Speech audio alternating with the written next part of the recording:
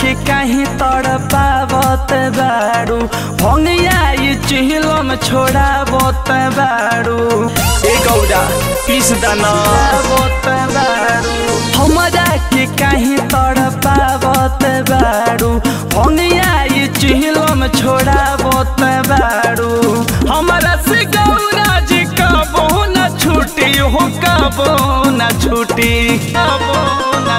भांग सिलवट पपिसल न छाला भांग सिलवट पपिसल न छाला लेली हमरा से छूटी जाके पीली भोला जी फ्रूटी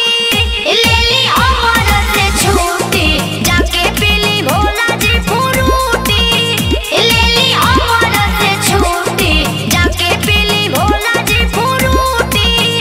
लेली हमरा से छूटी जाके पीली भोला जी फ्रूटी भोला जी फ्रूटी भोला जी फ्रूटी। यह जिंदगी मोर हवे दवाई नहीं खाई पी अब तो रह नहीं पाई बोला हमरा के तू फुसला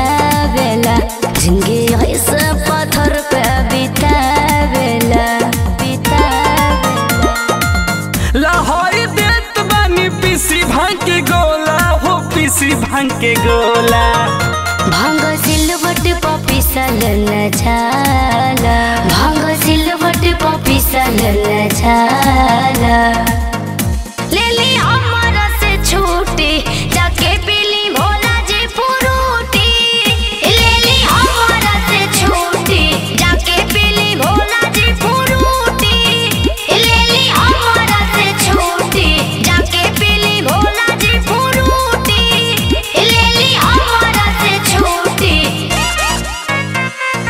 भोला जी फ्रूटी। म्यूजिक बाय गौतम गुरु। लेली हमरा से छूटी भोला जी फ्रूटी।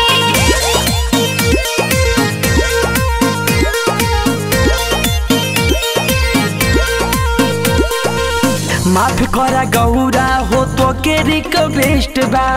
भंगिया चिलो में गाजा सबसे नु बेस्ट बा कहे रगने ने तू बात माने भोला कोनो हो जाए बाउर बीमारी भोला समसे सवरिया से मंगाई भर के चीलम मंगाई भर के चीलम भांग सिलवट पपिसल न छाला भांग सिलवट